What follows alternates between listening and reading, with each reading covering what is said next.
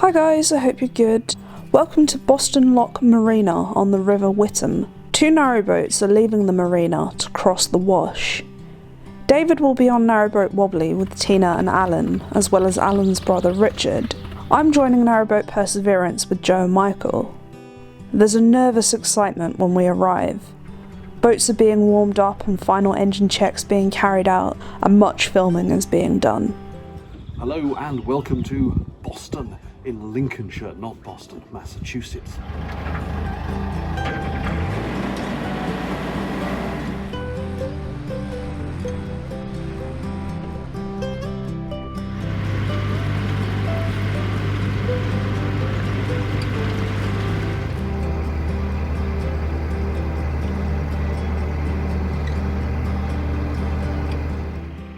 As we depart, we're waved off by my friend Andy, whose house overlooks the marina. We make our way to Boston Lock for 9 AM, where we will meet our pilot for the crossing. When we make it to the lock, we're informed that we won't be through until after 10 o'clock, which is frustrating because we're all keen to get going. But we did end up having a chat with Raymond, who's one of our viewers. And here's David talking to our pilot Daryl, who will be joining us on Perseverance. At last, we're through the lock and on our way. We're coming up to St Botolph's Church. Its 266-foot tower is visible for miles and is affectionately known as the Stump.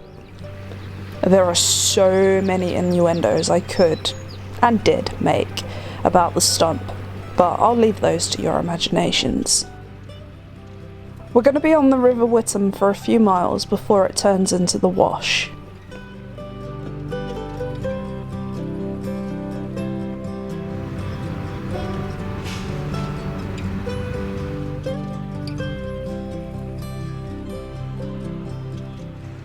We passed through these massive tidal gates, and I asked Joe if we're on the Wash now, but apparently we're not.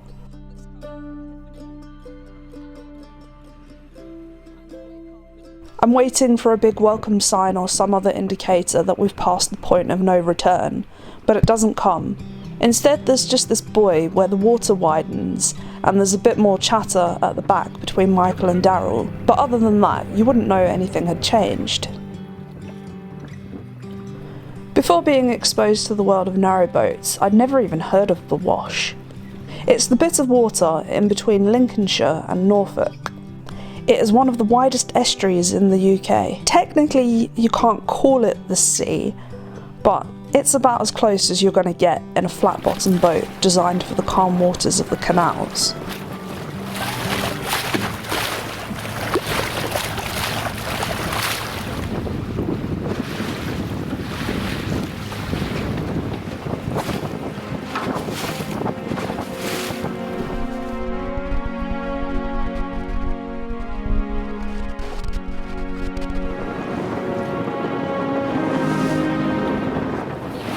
It is a bit rough. We are somewhere out in the Wash, and up until now it's been really calm, and now not so much, and it is absolutely freezing. Alan promised us sunshine, but no. Such a brave dog, aren't you?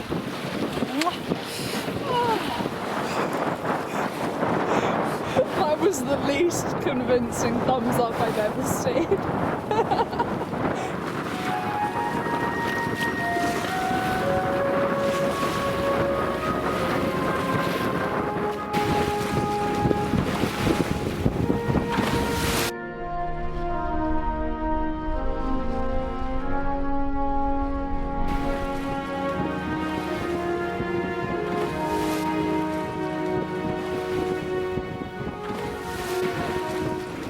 Up in the bow we were getting a few mouthfuls of salt water, but it definitely didn't feel as bad as it looked when I turned back to see Wobbly behind us, or when I joined Michael at the tiller.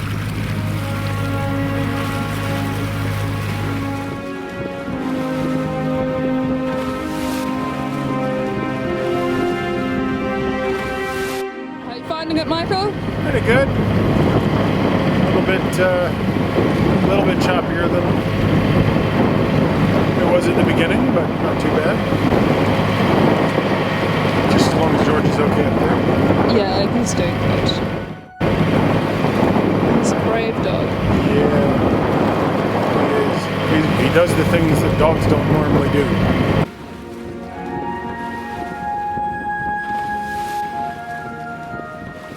It was amazing. Any sane person would be terrified at this point, but I was absolutely loving it.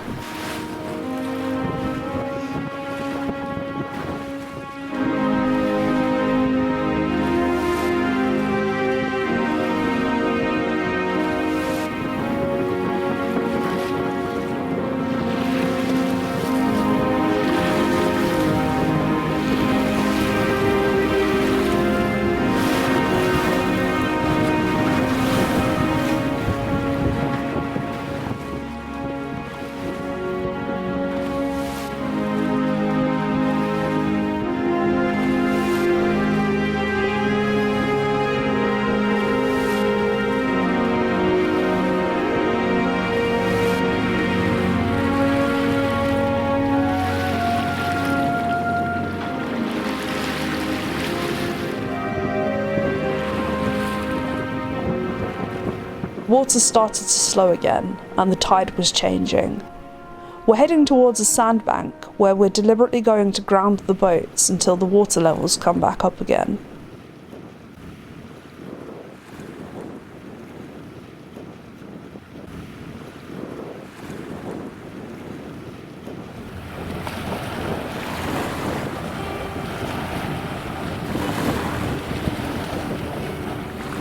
This gave us an opportunity to get off the boat and stretch our legs for an hour or so. Oh, it's crazy!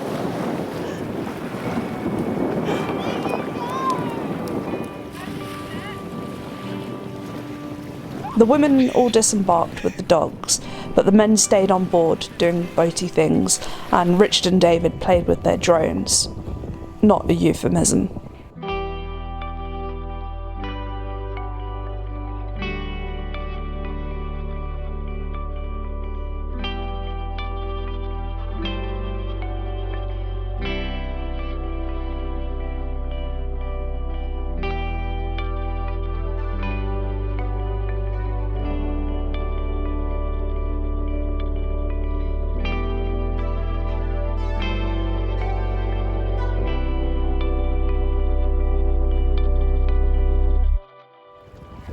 I guess this is an appropriate time to mention that Wobbly is a trading boat, selling ice cream to people on the towpaths across the network. It's just incredible. Running around, playing catch with the dogs, it's like having your own private beach. This is so cool. Best thing about the journey so far.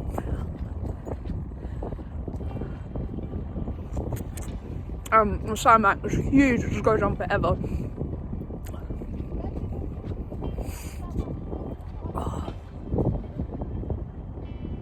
It's just amazing. When are you ever going to get an experience like this again? Even now, weeks later, as I'm doing this edit, I'm struggling to find the words to how I felt on that sand. It was just pure, childlike joy that you get from having sand between your toes and waves kissing your ankles. I felt so alive, and so lucky to be alive.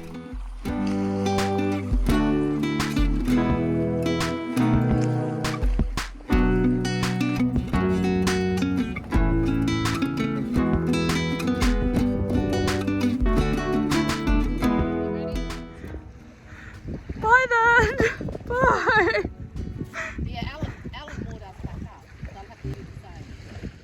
After our little frolic on the beach, the adventure continued. I was a bit confused about where we were going because it felt like we'd done a big U-turn, which apparently we had. We were in search of treasure. And oh my, did we hit the jackpot. If you thought I was excited on the beach, it was nothing in comparison to seeing a sandbank full of seals. There are a number of collective nouns for a group of seals.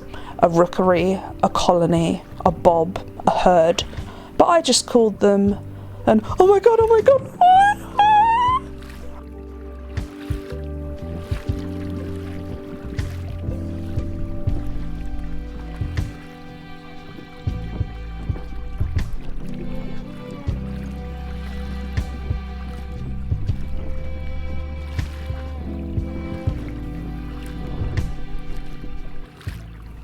I'd never seen a wild seal before. It was the most magical experience. Joe said that it felt like being on holiday somewhere exotic, but without throngs of tourists shoving their cameras in front of your view. She was spot on. By now, the sun was beaming down on us. It felt like being in the Mediterranean rather than the edges of the North Sea. How many other people get to have experiences like this?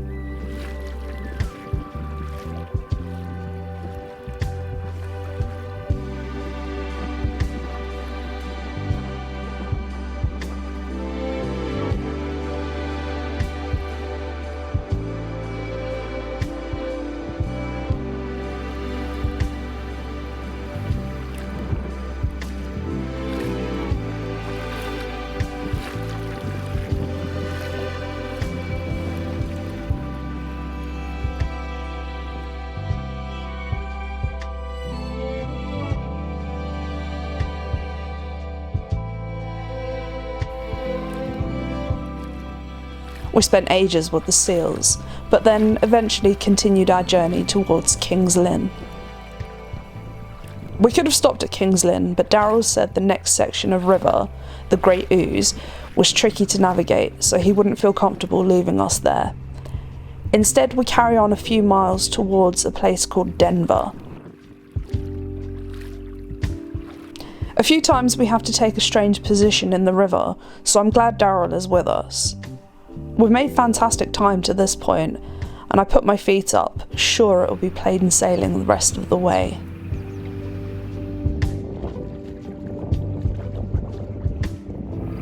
I don't think I can see the screen. Oh, hello. You're upside down. There you are.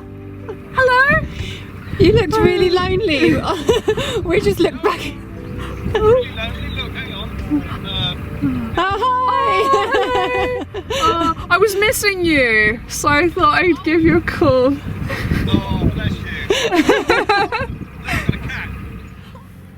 When I come off the phone to David, I look back and Wobbly was facing the wrong way. There's some chatter on the walkie-talkie, and Daryl says we're breasting the boats together because Wobbly has run out of fuel. Excuse me? As they come alongside, someone says that they've run out of fuel in their day tank, but Alan and Tina are pumping more fuel through, so we should be okay in a minute. We untie from each other, and then there's a loud thud. We're not sure what's going on from where we are, but the two boats breast up once more.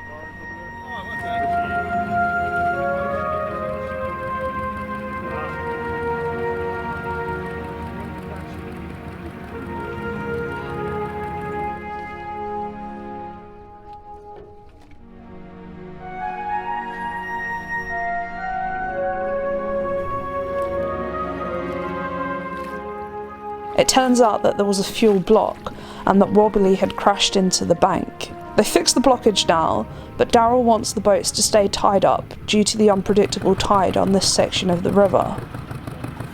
We're in spitting distance of the lock at Denver, where the boats will stay for the night, but it's really slow going. We need to be very accurate with lining up to the pontoon. It seems right that the trip couldn't finish without some drama, and at least it was nothing serious. And I think there's something poetic, too, about us ending the journey as one unit. When we reached Denver, we spent some time sharing stories with each other. I was in awe at the paint job on Narrowboat Wobbly. Tina's Australian, if you're wondering about all the beautiful details. The whole journey was around 12 hours, and by the time we moored up, the sun was just starting to set on what will be one of the best days of my life. As we drive back to our campsite in Boston, I'll thank you as always for watching. I've left links to everyone else's video in the description, you should definitely check them out. I'll see you all again very soon. Bye!